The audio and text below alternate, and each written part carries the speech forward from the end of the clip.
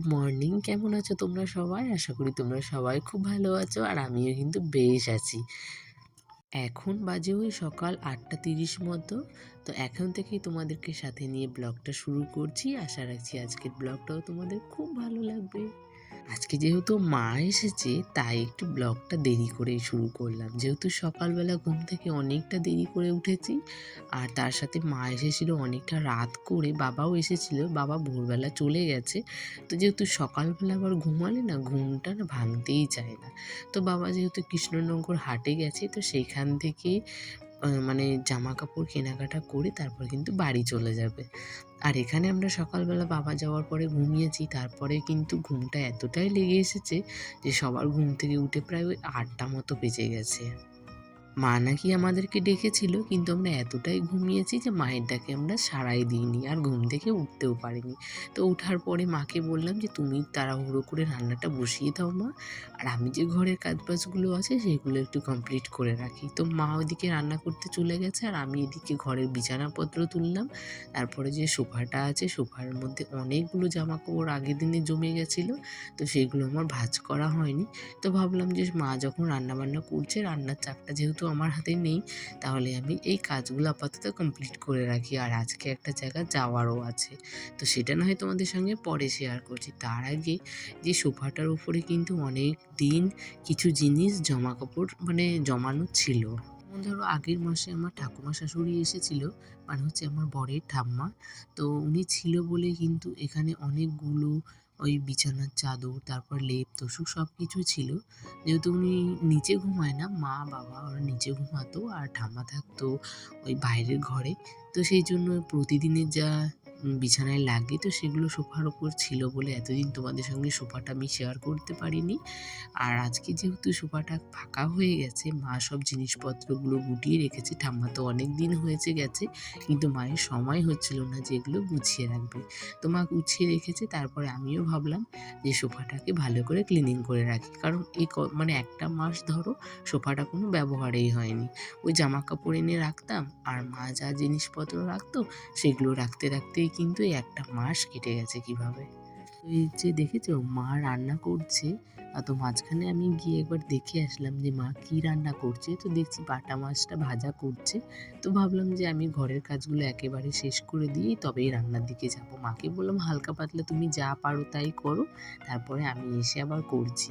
তো এখানে যেহেতু আমি এখন গ্যাসে আর রান্না করি না, তো রাতে যেহেতু ভাত করেছিলাম তো ভাতের একটু ফ্যান পড়ে গেছিলো, তো সেটা আর আমার কিন্তু মোছা হয়নি।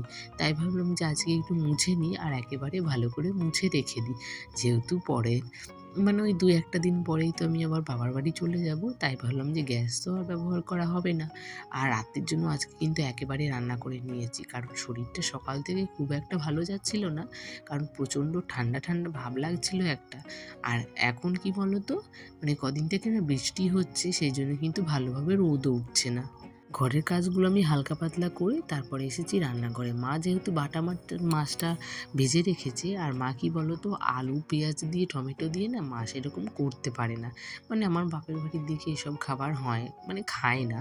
তো আমার হাজবেন্ড আবার এটা খেতে খুব ভালোবাসে, ওই বাটা মাছের বলতে পারো একটা তেল ঝাল। তো ওর এটা খুব পছন্দের একটা খাবার। তো বললাম যে তুমি মাছটা ভেজে রাখো, তার সাথে আলুটাও ভেজে রাখো, আমি পরে এসে করব। এই বাটা মাছে কী বলো তো আলু না দিলেও হয়, তবুও যেহেতু ও আলু খেতে ভীষণ ভালোবাসে তাই কিন্তু সব তরকারিতে আমি হালকা পাতলা করে আলু দিই। আর আমার একটু ভালো লাগে না আলু খেতে। মাছ তো ওদিকে হয়ে গেছে, আজকে কিন্তু নতুন একটা মেনু, মানে হচ্ছে বড়ি আলুর তরকারি। যে আমরা কলাইয়ের বড়ি যে আমরা হাতে দিয়ে থাকি বাড়িতে, তো সেই বড়ি আলু দিয়ে ঝোল। এই তরকারিটা সবাই একটা খুব একটা হয়তো ভালোবাসে না, বাট আমার কিন্তু এই তরকারিটা খুব ভালো লাগে। কারণ এ কী বলো তো, এই সিজনটাতে এখন বড়ি দেওয়া হয় তো প্রথম প্রথম বড়িটা খেলে খাওয়াই হয় আর ভালোও লাগে। আর একটা যদি অনেক দিন রেখে যদি আমরা সেটা খাই, সেটা কিন্তু বাজে একটা গন্ধ হয়ে যায়, আমার কিন্তু সেই ফ্লেভারটা ভালো লাগে না।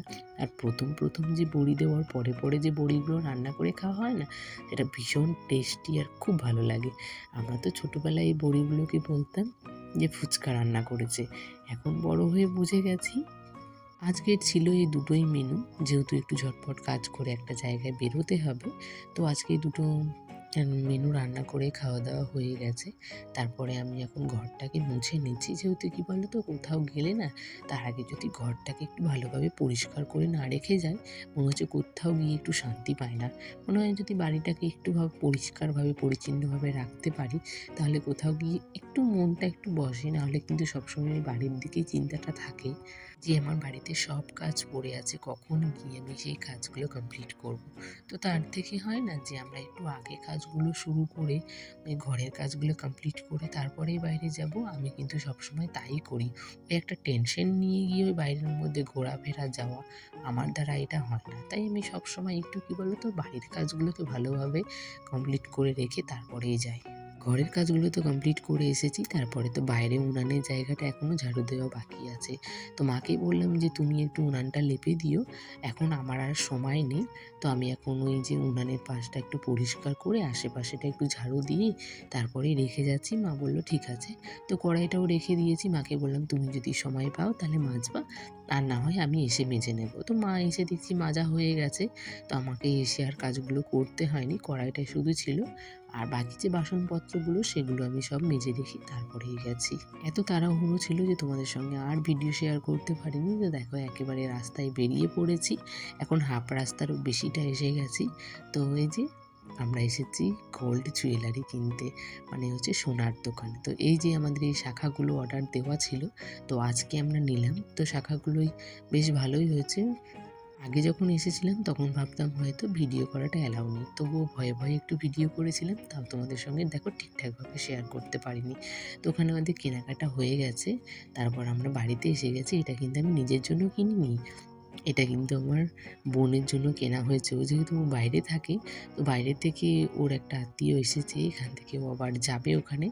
তো বলেছে বানিয়ে আমাদেরকে দিয়ে পাঠাতে বলেছে। যেহেতু ওদের সামনে অ্যানিভার্সারি আছে, তাই সেই উপলক্ষে ওকে গিফট কেন ঘুম করেছে। পাচ্ছে?